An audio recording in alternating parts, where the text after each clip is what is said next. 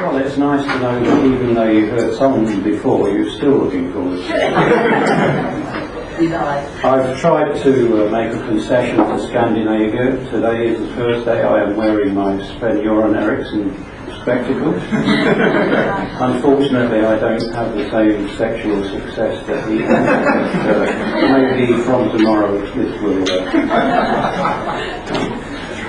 I haven't allowed time for my biography because it's too magnificent anyway, but just quickly, I've worked for 20 years in this field, helping problem users of drugs and alcohol, referring them into treatment, supporting them during and after, but most of my time has been spent in prevention, and I would like to give our definition of prevention,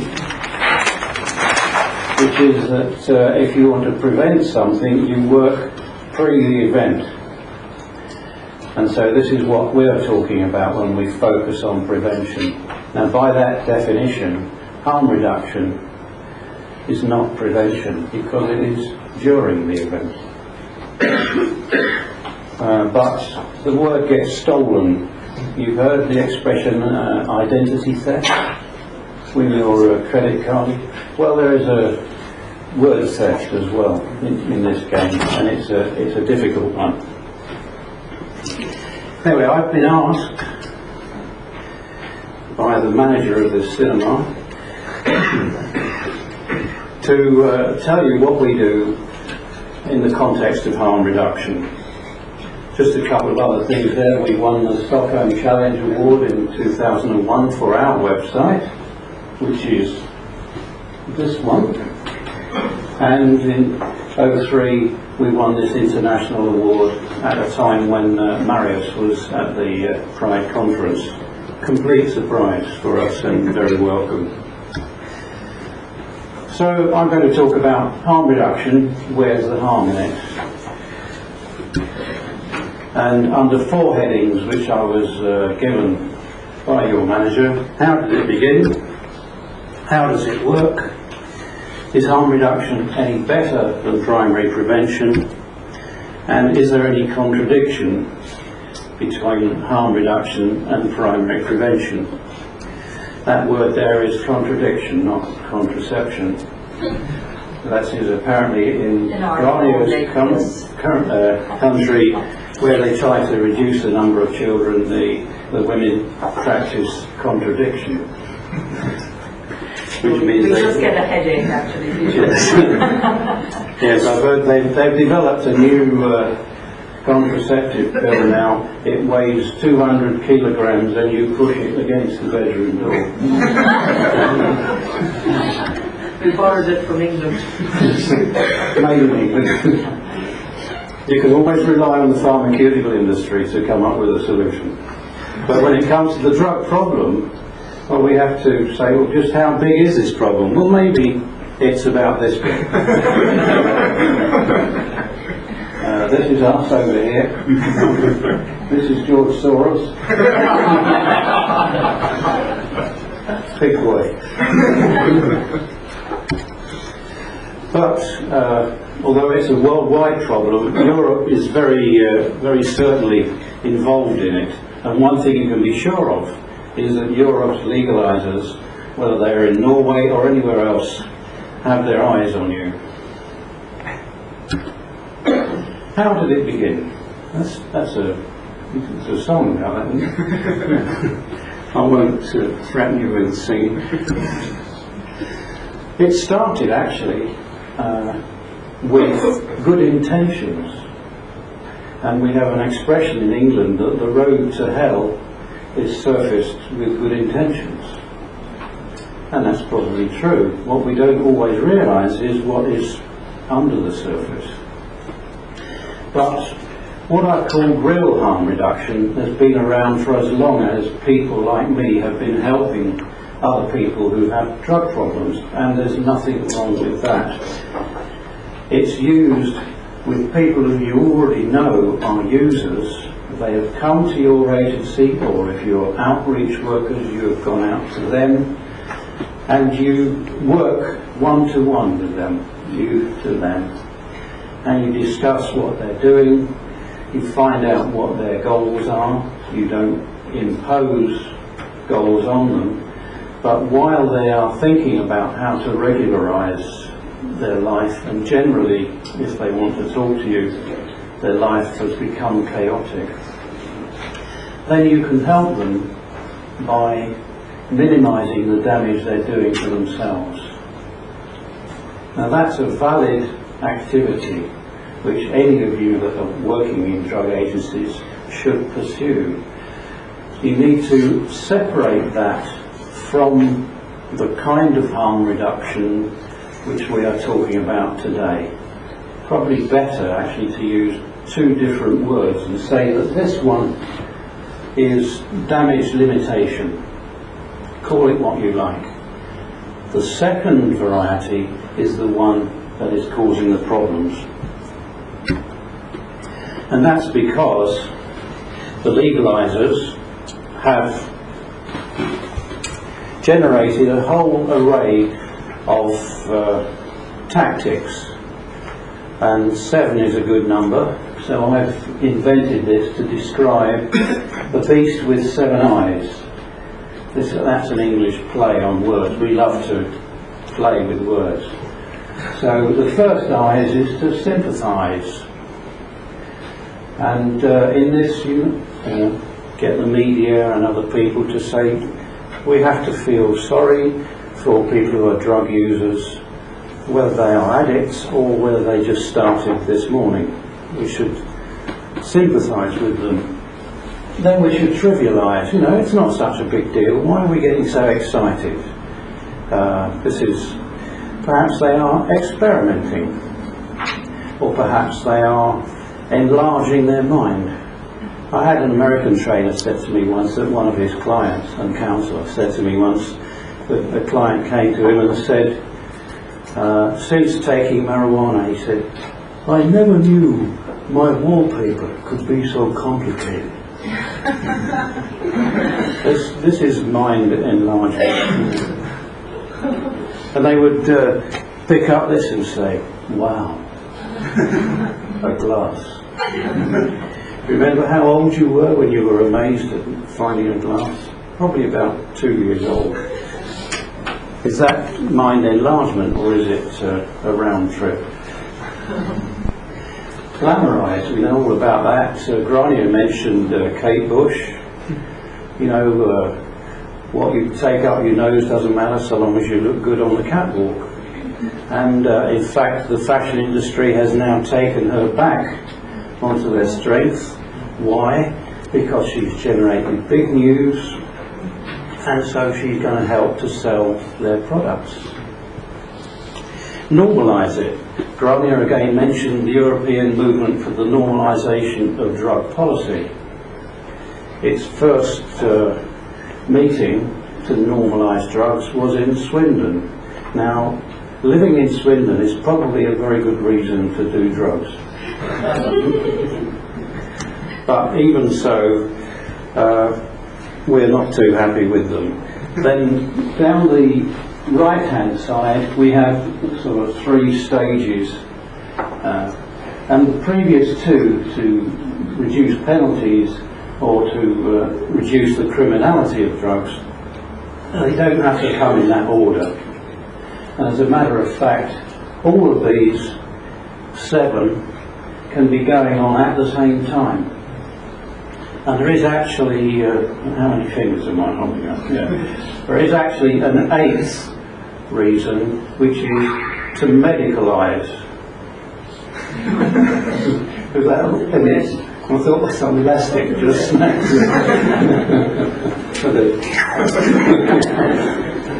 To medicalise. But that's a separate thing. We could spend 2 days just on that subject, so I don't propose to take too long of your time around.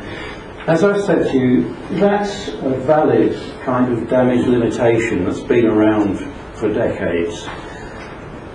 The new form, so-called harm reduction, was invented in the 1980s. It's promoted not just to drug users, it's promoted to everyone. So you would go into schools, for example, and tell all the school kids about harm reduction. In Hungary, George Soros has given bags of money to the school system, but the condition of having the school receive this money was that every school had to show training videos about harm reduction, which included nice diagrams to show you how to roll the joint. I'm not sure how this is harm reduction, but you can see the point I'm making. And this kind of harm reduction is not linked to any treatment, into encouraging people into treatment. The goal of it, unlike the other one, which was reduction of use, the goal of this is maintenance of use. How many of you know your ancient Greek history? You've heard of the Trojan horse? Put your hand up if you've heard of the Trojan horse. Put your hand down, put your hand up again, put your hand down, up, down. Right, I've got to try and wake you up somehow. Well, the Trojan horse had naughty people hidden inside it, didn't it? Right? And in our case, the naughty people are these chaps, the ones who want to legalise drugs. The outside of the horse was defined as harm reduction, something that surely none of us want to keep out of our city. We want to bring the horse of harm reduction through the gates. But there are other reasons why drugs are more prevalent now. And one of them is simply that we live in a drug-using society.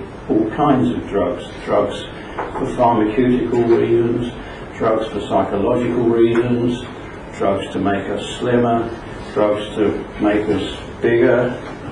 I love the cartoon in a wonderful book, if you get a chance to buy it, called The Great Brain Robbery.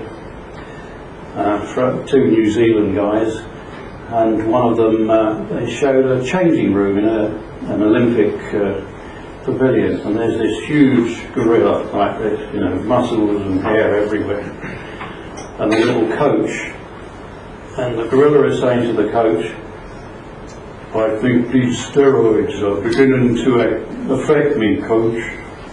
And the coach said, "Don't be silly, Elizabeth."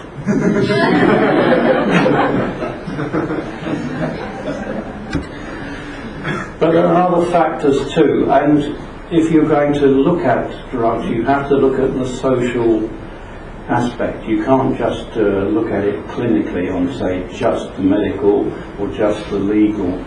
And on the social thing, the fact is that we're now in a society where, to a large extent, many people judge their status by the amount they consume, by the fact that they drive a BMW instead of a Ford, that they've got the clothes they wear. Even the little kids, I have to deal with some families who are in trouble, and the kids in those families will not wear stuff which doesn't have Gap and Nike things on it, even though mum and dad, if there are two of them, are living just on benefits. The pressure to show that you have that status is so strong. Rapid gratification, that means a search for pleasure, search for reward. The key word is rapid. It's not good enough for me to get pleasure and reward tomorrow. I want it now. Not this afternoon, this morning, before lunch. Values clarification is a huge... Hi, well, you missed some good stuff. Values clarification is a very big subject on its own. We could do a morning just on that. It's a process that was invented by Carl Rogers, who any of you like me who have worked in psychotherapy will know his name and have used his techniques. Another architect of it was a man called Abraham Maslow, who, if ever of you have worked in sales, you'll know about the hierarchy of needs. You put that kind of thinking together, what Rogers came up with was the idea that we need to clarify the values that are most important to us and then go for those. And this is a long story, but cutting it short, some of the key values were that yourself is more important than others or society, that you should push for your rights, let somebody else worry about the responsibilities, and one of those is that you have a right to be happy. So this has been taken on big time, certainly in my country and many others. So we have big marches up the street of people demanding their rights. I haven't yet seen a march up our streets of people demanding their responsibilities. Maybe tomorrow this will happen. Another factor is that youth in terms of autonomy and power have been elevated to a position of supremacy, and at the same time the traditional authority areas like parents, teachers, police, justice have relatively been downgraded. And there's been some good stuff in that that's well worth having. The problem is that if you look at it as a model of a pendulum, that sometimes the pendulum can swing too far. And the final one, political correctness, I'm sure you have the equivalent of that term in Norway. That kind of gets in the way of a lot of stuff. So that, for example, we're not allowed to talk about morality, because morality is another dirty word like fuck, you know, we're not used to. They're both swear words. And religion is a disgusting word. In my country this year, for example, in many stores, we're not allowed to have a Father Christmas because this is an insult to women, so we have to have Person Christmas.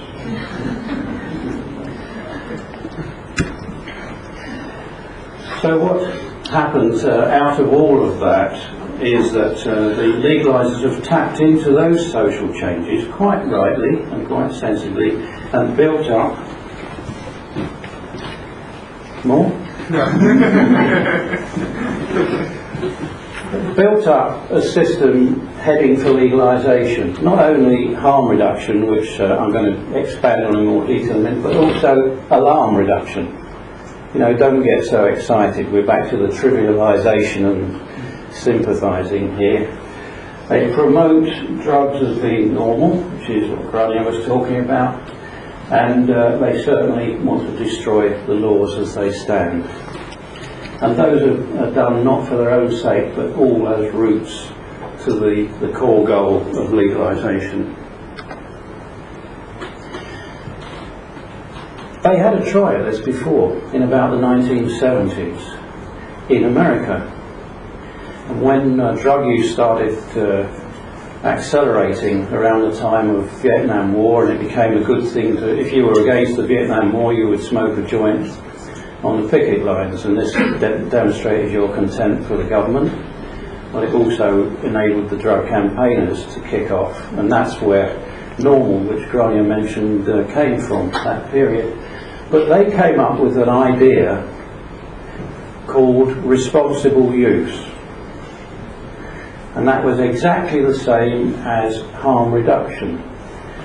But the problem was it was bad design of words, because the ordinary people, and even the politicians, who, as we all know, are not quite normal people, could immediately see that the term responsible use was a little flaky, a little crazy, because they said, how can you do something irresponsible responsibly? So the idea never really took off at that time.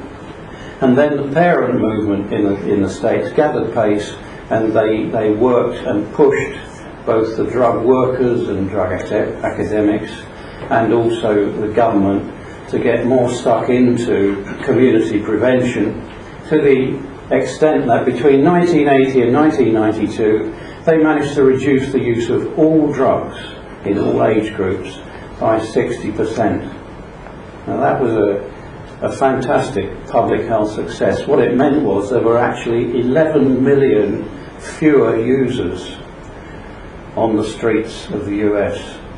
And that, if you think about some of the other things we're going to tackle, like cancer and MS and all the other things that hospitals and treatment centres have to resource to get 11 million fewer people blocking their corridors was a big event.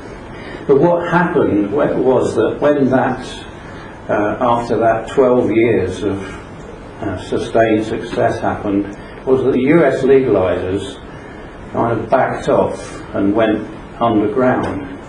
But they didn't stay in the underground of the USA. They tunnelled, if you like, I'm extending this metaphor, they tunnelled into other countries where they thought they might find sympathetic ears. And I've shown some of them here. Hungary is one of them you might find a little bit strange, but the reason I put that in is because that's where George Soros comes from, and I've already given you one graphic example of what they've been doing in that country, and that information comes solidly from somebody Grania and I both know, Caitlin Chaumont, who has worked in the drug SARS office, amongst other things, for several years. Canada tends to dislike US as a matter of principle, and it's always good fun to make ridicule of America.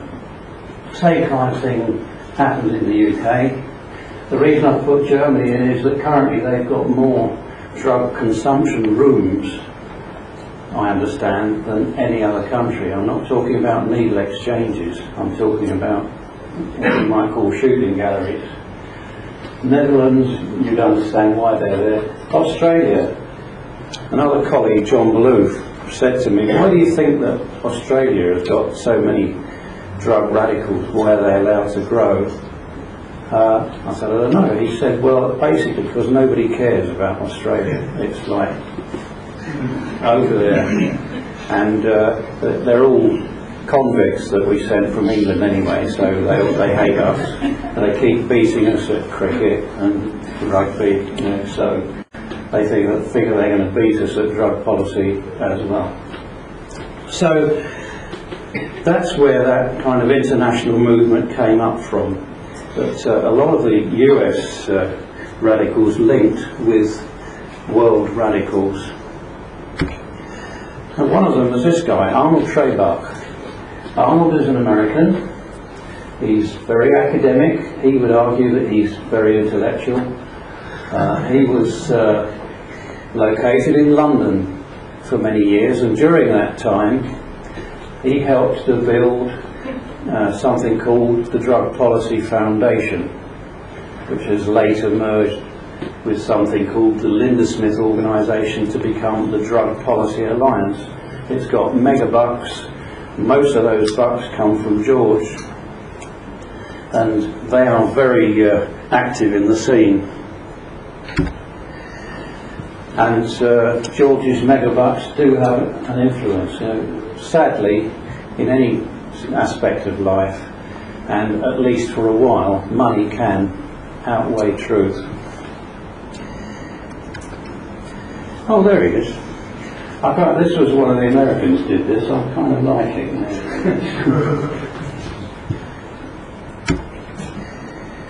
But they weren't the first drug activists. Those of you who are in London are not allowed to play this game because you already know the answer. But this quote, it's longer than this, but you've got the gist of it there. Make drugs readily available, give teens alcohol, praise the wildness, give them lots of sexy books, and then that way we can produce what was called worthlessness and chaos, into which we can put a psycho-political solution and take over the country. Anybody who was not in your London gang know who might have written this? Is there anybody out there? No? All right, we haven't got time for a long game. It was this fellow.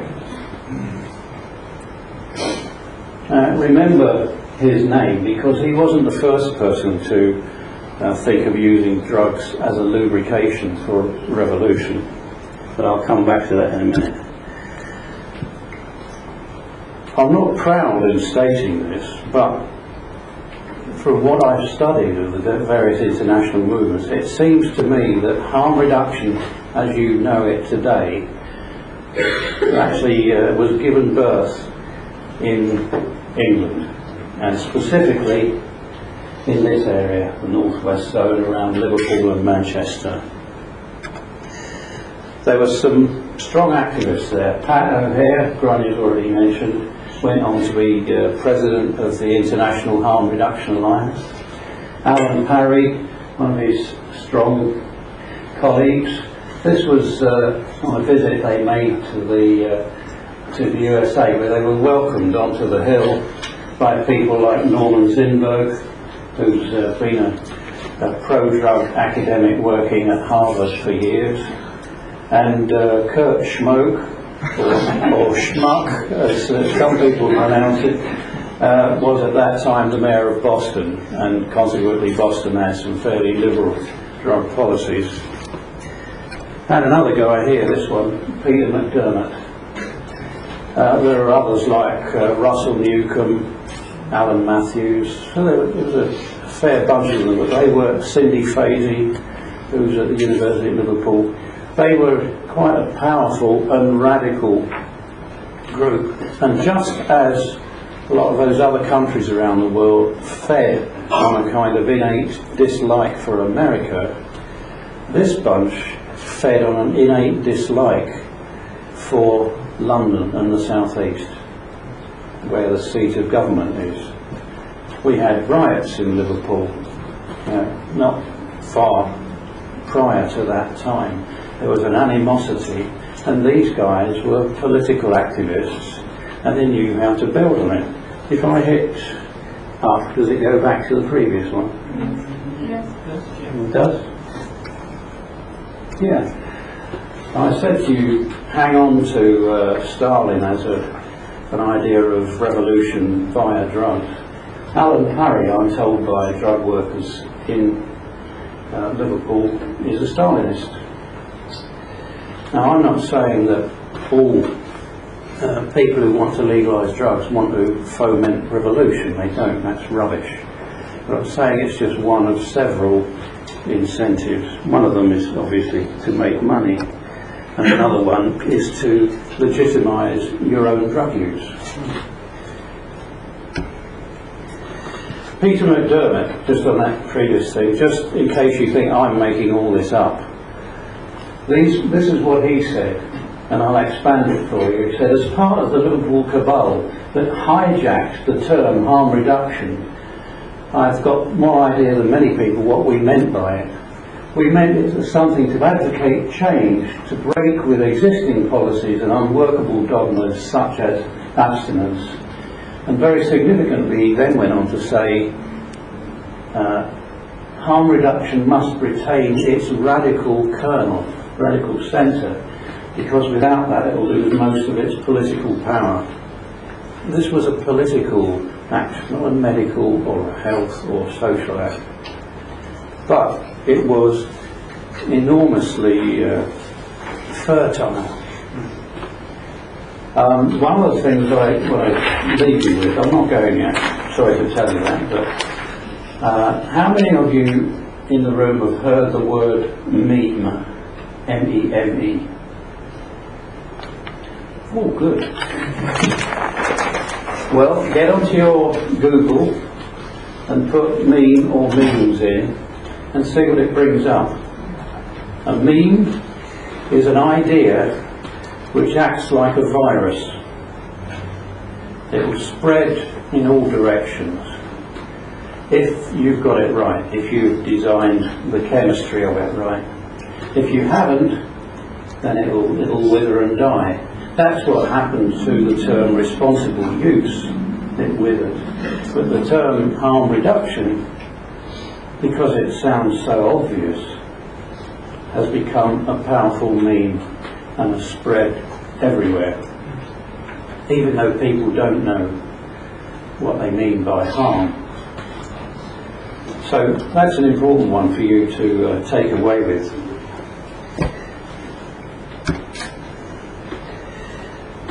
And I said, what do they mean by harm? They, meaning the liberalisers. What you have to recognise is they're talking about a very limited definition of harm. They're talking, first of all, about harm to user. They're strategy is very user-focused. They're talking mainly about physical harm, and I include in that the number of brain cells that you end up with after drug use, as distinct from intellectual harm, which is what do you do with the brain cells you've got.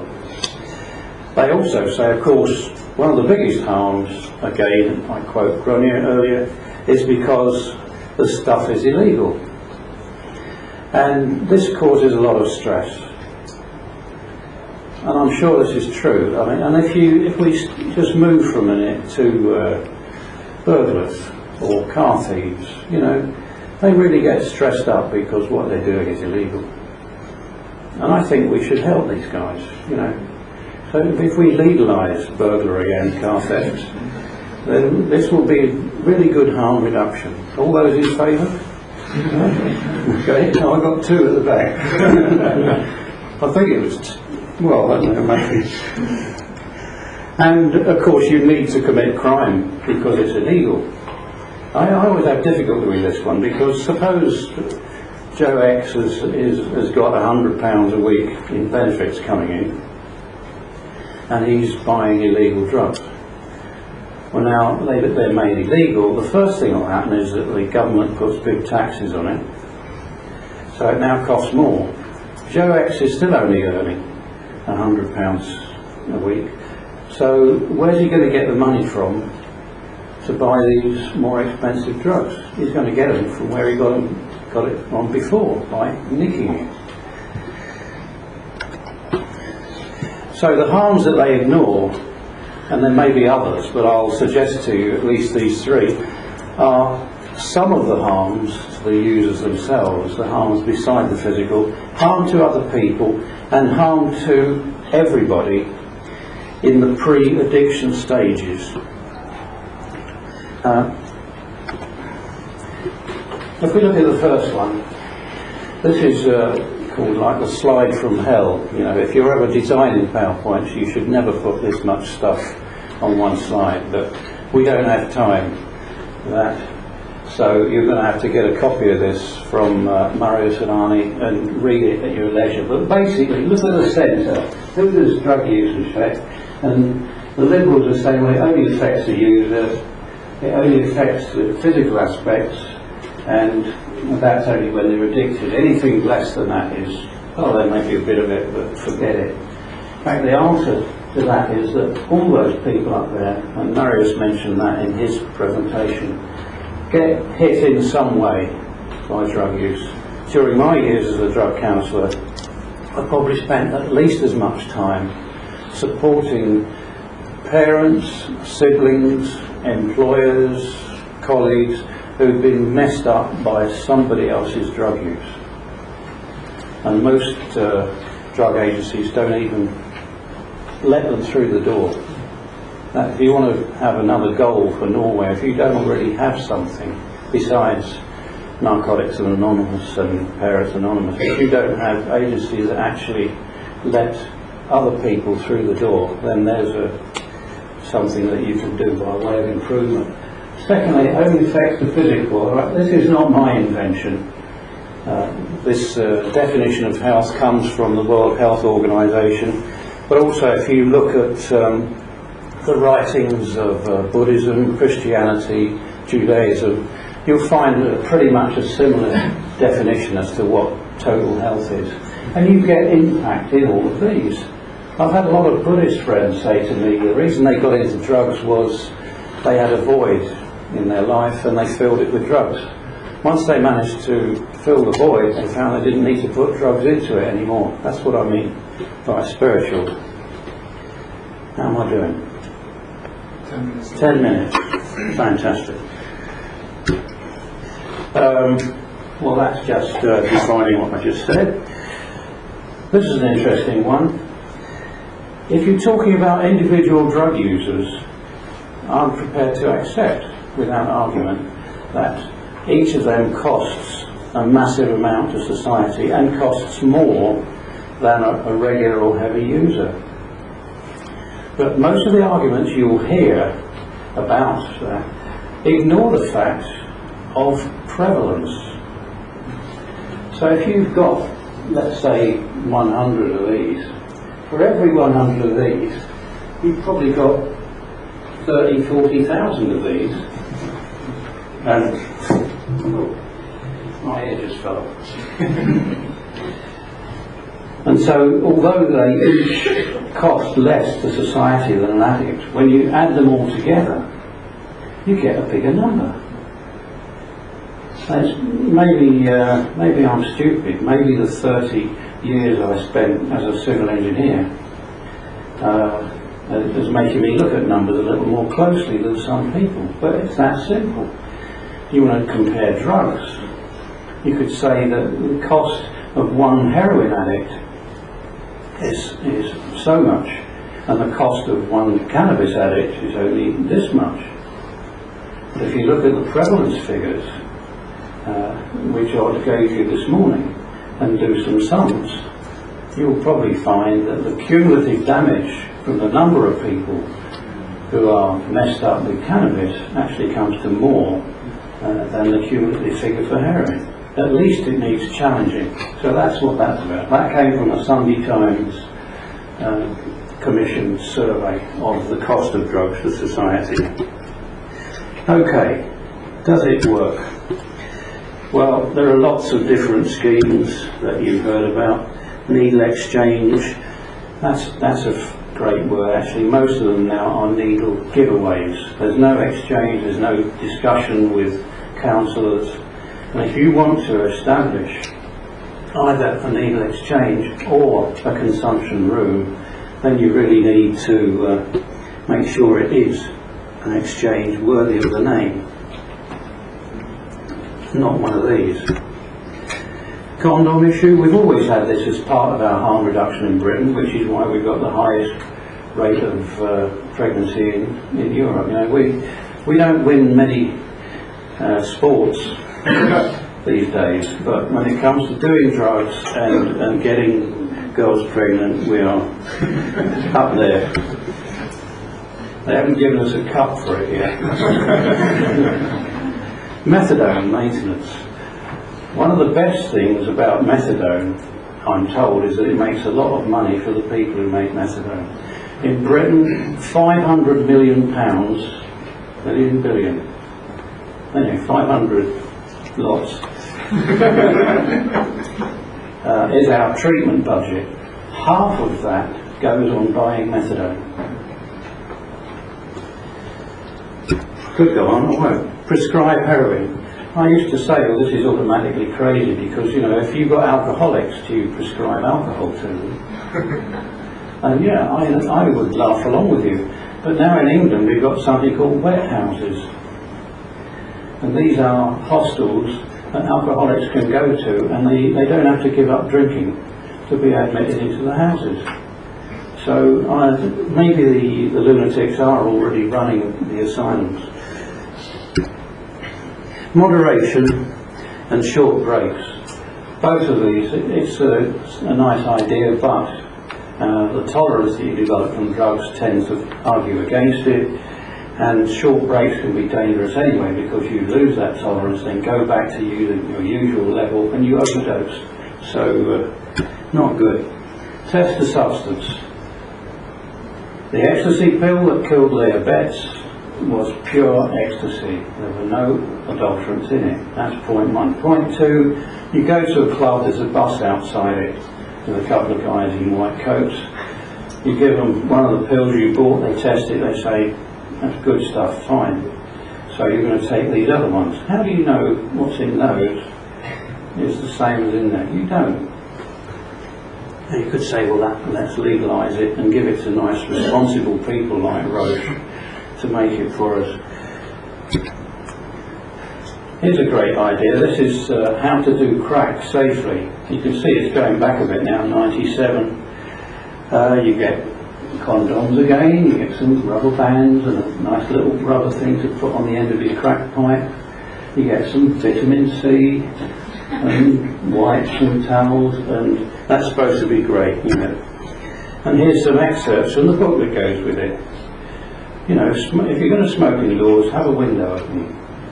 Great stuff. This is high quality information. Cover your mouth when coughing. I love this one. If you've got problems breathing or you're coughing up dark stuff, stop smoking for a while. See a doctor. Consult your MD. Great. Now I'm going to just whack through this next bit, because I have given, or I'm going to give to Marius, a paper by Dr. Eric Voth, who, with myself and a whole bunch of others, are a member of the Institute for Global Drug Policy.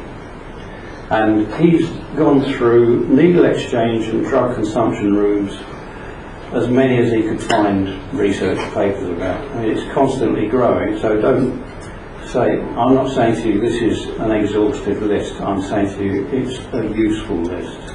It's down to you to go out there and find out more. If you can't find it, come to people like us and say, what else have you got? So, if I just flash through these, you'll get these buzzwords as we go, but that way we won't get shot for missing lunch.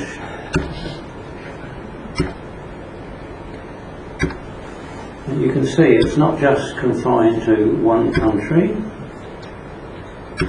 Come on, baby. Right.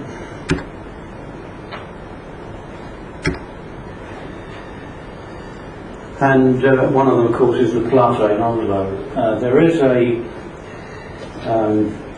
study written by Christina Helsing. Yeah, well, I've got a copy of that too, which I'm giving to you. And the gist of it is, she says that it's a bit of a mess. There are good bits and there are bad bits. And that's probably true with most of these. And I don't think we should be, if you'll pardon the expression, Grania, we shouldn't be like raging Roman Catholics and say, you know, this is harm reduction, put the garlic around your neck, you know. Look at what's in there and try and get the good and separate it from the bad. If there's more bad than good, cut it, and vice versa. I'm still trying to find that lady's name. Well, anyway, Christina will do you, won't he? He'll have the paper. Yeah, here it is, Christina Hillbrand. She published a paper in the journal Swedish Association for Anesthesia and Intensive Care. Anesthesia, that's what you're probably hoping for at the moment as I go on and on and on. Anyway, I'm not going to tell you about the Federation of So-Called Drug and Alcohol Prevention. I'll leave that for this afternoon's entertainment slot. Harm reduction, how does it really work? Well, the previous section that we flashed through says, well, how does it work or doesn't it, from academic studies. What I want to talk about here, who stole my watch? Right, I'm nearly there, is how does it really work in a social political sense. And I've called this the gentle slope down. It's done gradually, deliberately gradually. We started off probably 20 years ago when I first came into the field with primary prevention, real harm reduction, and a goal of abstinence. And that pretty much ran through until the 80s, when the Liverpool guys started doing their radical stuff. And they introduced so-called harm reduction into that formula. Their next targets were to kill off prevention, and they use a little slogan, the just say no approach doesn't work, which is actually not true if you look at the record. And abstinence, they say, you know, this is an imposition on the free will of people, etc., etc. So they achieve a position where there's no prevention, where the goal is maintenance, and you're on so-called harm reduction.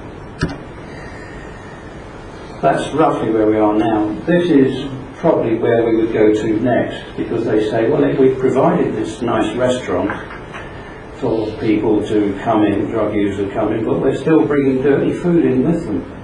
We should give them clean food, meaning legal drugs. And you can see it doesn't take you long to move from that to where they want to go, and they would probably say, well, that's our destination achieved. Is it any better? Well, I would say it's actually the wrong question. It's not either or. You want both, but the harm reduction that you want is one that is validly based on bringing people back to health. So don't exclude it all out. And is there any contradiction? I think it's the same answer to that. In the paper, which you're going to have copies of, whether you like it or not, there will be some suggestions about what you really should do. And other papers that you'll find on our website can expand on that. But we're saying let's look at what's happening out there today, separate the good from the bad, and go with it. Try and create a positive culture. I'm glad you mentioned culture earlier. That is crucial. And right down the bottom, it should achieve some sort of balance, and it won't be static. It will do this, but some kind of balance between the rights of individuals and the rights of society. And you'll never get it right all the time. And bear in mind, here's a good slogan. You guys are already doing something, and I admire you for that. The problem is that the triumph of evil, or if you cross that, but the triumph of harm reduction, is that good men do nothing. I wish we had an outfit like you've got here, and I wish we had the active workforce that you've got. But most of all, what I wish is that you stay with the subject, don't rely on what you heard yesterday, and that you strive to produce something which for Norway and its citizens is not only happy but healthy. And good luck with it. Thank you.